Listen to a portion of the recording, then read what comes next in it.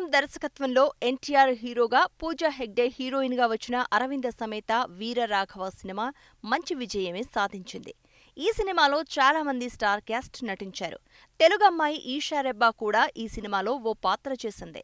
తాజాగా ఈషా రెబ్బా ఓ ఇంటర్వ్యూలో మాట్లాడుతూ అరవింద సమేత వీరరాఘవ సినిమా గురించి సంచలన వ్యాఖ్యలు చేసింది.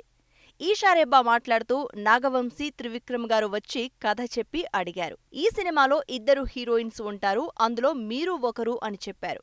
నేను మొదట వద్దు అన్నాను. నేను మెయిన్ లీడ్స్ చేద్దామనే అనుకుంటున్నాను అని నో చెప్పాను. కానీ త్రివిక్రమ్ గారు కథ మొత్తం చెప్పి లీడ్స్లో ఒక క్యారెక్టర్ అని చెప్పారు. సరే చూద్దాం అని ఓకే చెప్పాను. షూట్కి వెళ్లే ఒక్కరోజు ముందు నేను ఆ సినిమా ఓకే చేశాను. మొదటిసారి నేను పెద్ద సినిమా చేశాను. దాంతో షూటింగ్, స్టార్ క్యాస్ట్ అంతా కొత్తగా అనిపించింది.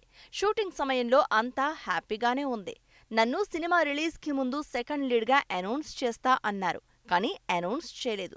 చేస్తే నాకు హెల్ప్ అయ్యేది. పెద్ద ప్రొడక్షన్ హౌస్ కాబట్టి మా మేనేజర్ని కూడా అడిగాను. ఇలా సెకండ్ లీడ్గా అనౌన్స్ చేస్తా అన్నారు, చెయ్యలేదు, కనుక్కోమన్నాను. షూట్ అయిపోయింది, రిలీజ్ అయిపోయింది. కానీ నేను హ్యాపీగా లేను. సినిమా విషయంలో కొంచెం బాధపడ్డాను. కొన్ని సీన్స్ ఎడిటింగ్లో తీసేశారు.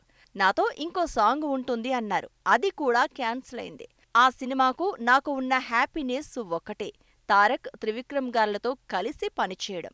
పెద్ద ప్రొడక్షన్, పెద్ద సినిమాలో పనిచేయడం ఒక్కటే. సినిమా రిలీజ్ అయ్యాక నా రోల్ ఏం లేదు ఈ సినిమాలో అని నన్నే అడిగేవాళ్లు. నేనేం చెప్పాలో నాకు తెలియలేదు. అసలు ఎందుకు ఒప్పుకున్నారు, ఎందుకు ఈ సినిమా చేశారు అని నన్నడిగారు. కానీ ఈ సినిమా వల్ల ఒక తెలుగమ్మాయి ఈషా రెబ్బా ఉందని అందరికీ ఎక్కువగా తెలిసింది. సోషల్ మీడియాలో ఈ సినిమాతోనే బాగా పాపులర్ అయ్యాను అని తెలిపింది. దీంతో ఈషా రెబ్బా చేసిన వ్యాఖ్యలు వైరల్గా మారాయి.